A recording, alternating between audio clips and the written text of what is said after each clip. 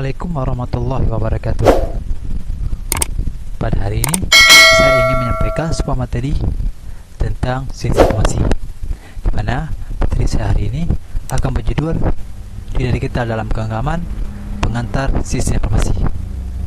Dunia digital saat ini telah menjadi bagian tak terpisahkan daripada kehidupan manusia. Kemajuan teknologi informasi telah memungkinkan akses ke berbagai informasi dan layanan dengan mudah dan cepat.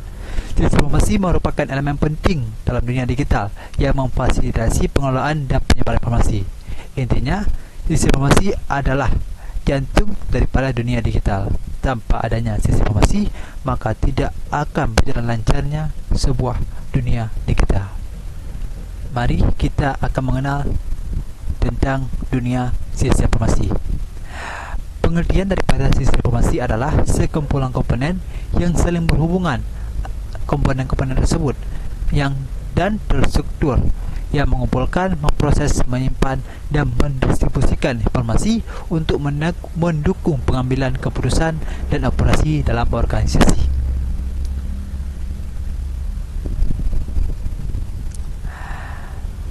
Bisa kita ibaratkan sains informasi adalah sebuah wadah untuk mengolah data mentah menjadi informasi, sebuah informasi. Tujuan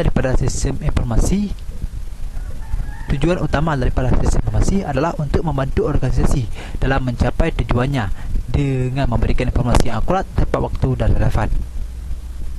Manfaat daripada sistem informasi memberikan manfaat yang sangat banyak, seperti meningkatkan efisiensi, efektivitas dan daya saing organisasi. Perkembangan teknologi digital sungguh hebat dan sungguh pesat yang terjadi di zaman sekarang. Perkembangan yang pertama yaitu era komputerisasi. Perkembangan komputer mengubah cara orang bekerja dan mengakses informasi, di mana dari dulu komputer yang berbentuk yaitu vakum, yaitu tabung angin yang dijadikan komputer yang berukuran besar, hingga sekarang, pada zaman sekarang, yaitu komputer cuman berbentuk tipis, bahkan lebih canggih daripada komputer zaman dulu. Perkembangan yang kedua yaitu internet dan jaringan. Internet juga mengalami perkembangan yang sungguh hebat dan sungguh besar, di mana awalnya internet dari jaringan H+, 2G, habis itu 3G, 4G, hingga saat ini sudah memiliki jaringan 5G, walaupun masih dalam tahap perkembangan di sebagian tempat.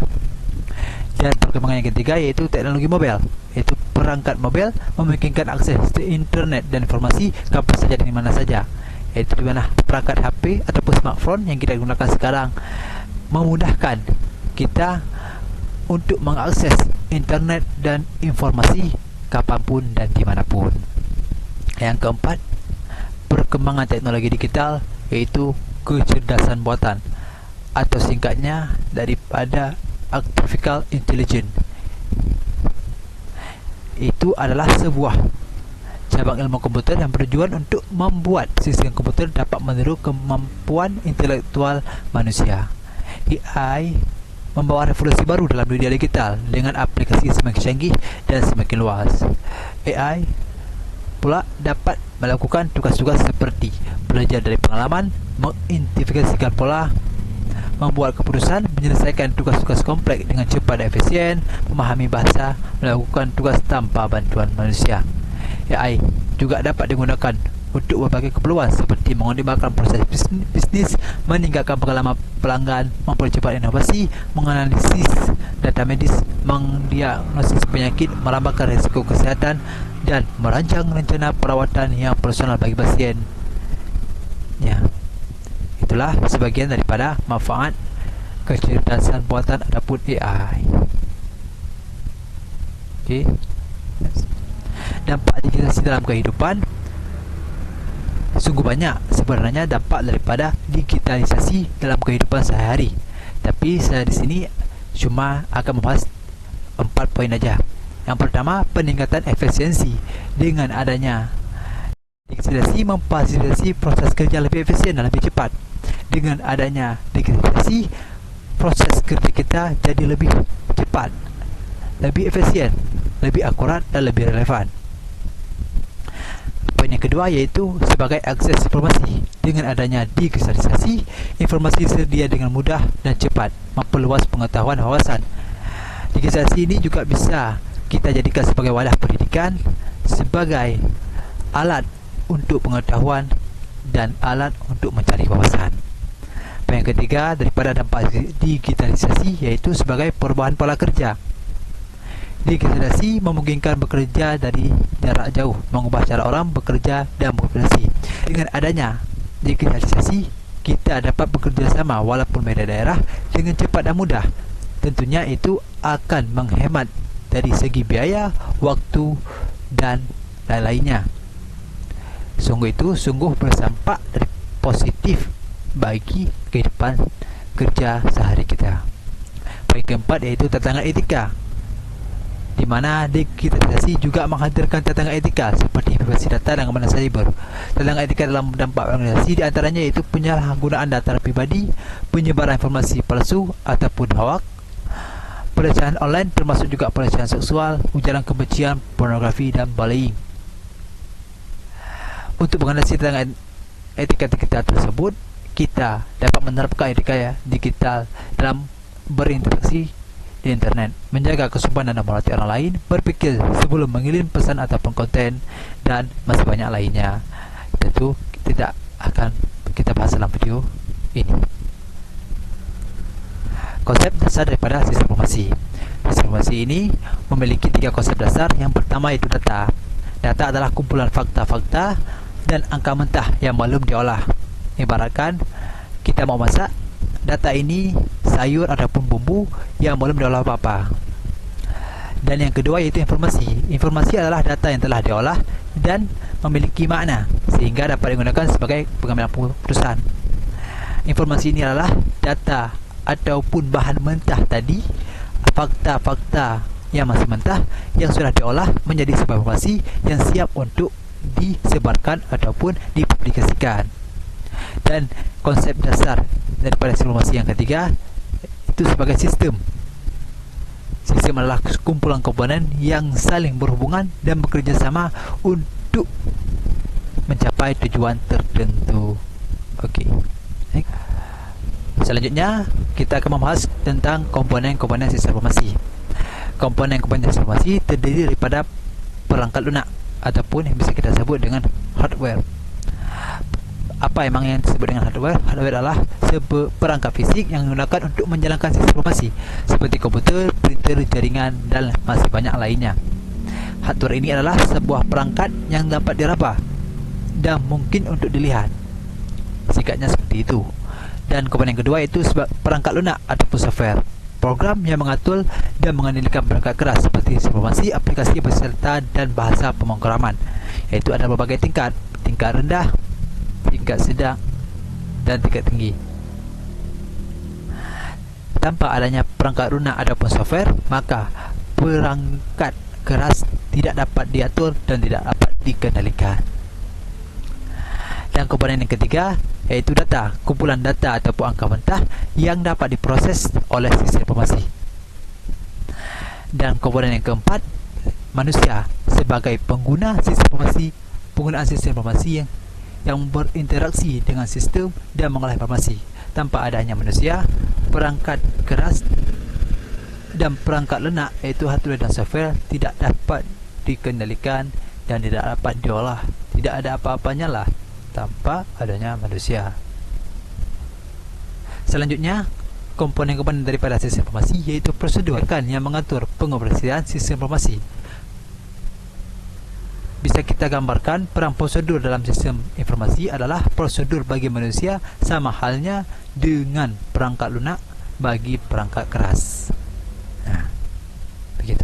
Peran sistem informasi dalam organisasi. Yang pertama yaitu meningkatkan efisiensi, membuat proses kerja lebih cepat dan lebih efektif. Yang kedua yaitu meningkatkan efektivitas, membuat pengambilan keputusan lebih akurat dan tepat waktu. Yang ketiga yaitu meningkatkan saing, membantu organisasi yang untuk bersaing dengan yang lain di pasar. Dan yang keempat, memudahkan kolaborasi, memfasilitasi komunikasi dan kerjasama antara anggota tim. Seperti contohnya tadi, komunikasi ataupun kerjasama yang akan dilakukan di tempat yang berbeda, tapi dimudahkan dengan digitalisasi sistem informasi. Dan yang kelima yaitu meningkatkan pelayanan, membuat layanan organisasi lebih cepat dan lebih efisien. Contohnya pelayanan di bank, di perbankan, media sosial, ada pula lainnya.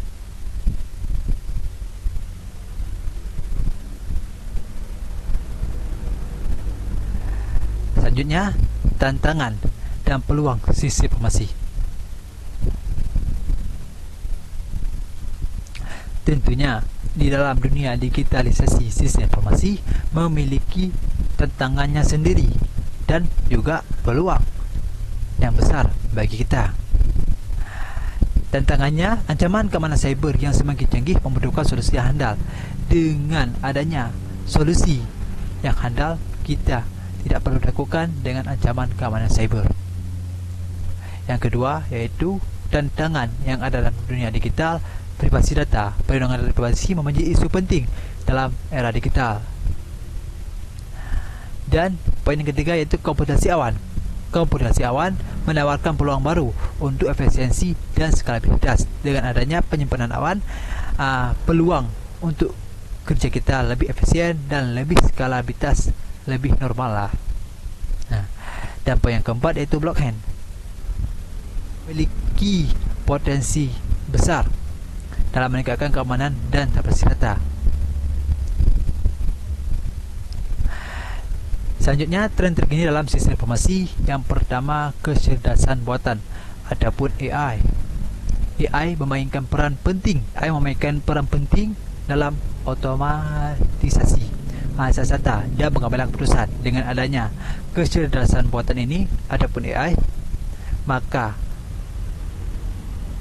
analisis data jadi lebih cepat, lebih efisien, dan lebih otomatis. Yang kedua yaitu Internet of Things ataupun IoT menjadi tren terkini dalam sistem informasi. IoT menghubungkan perangkat dan mengumpulkan data untuk meningkatkan efisiensi dan kontrol. Dan yang ketiga, tren terkini dalam sistem informasi yaitu Big Data. Analisis Big Data memberikan wawasan yang berharga untuk pengambilan keputusan. Dan yang keempat yaitu cloud computing ataupun penyimpanan komputer. Penyimpanan komputer menawarkan fleksibilitas dan skalabilitas yang tinggi.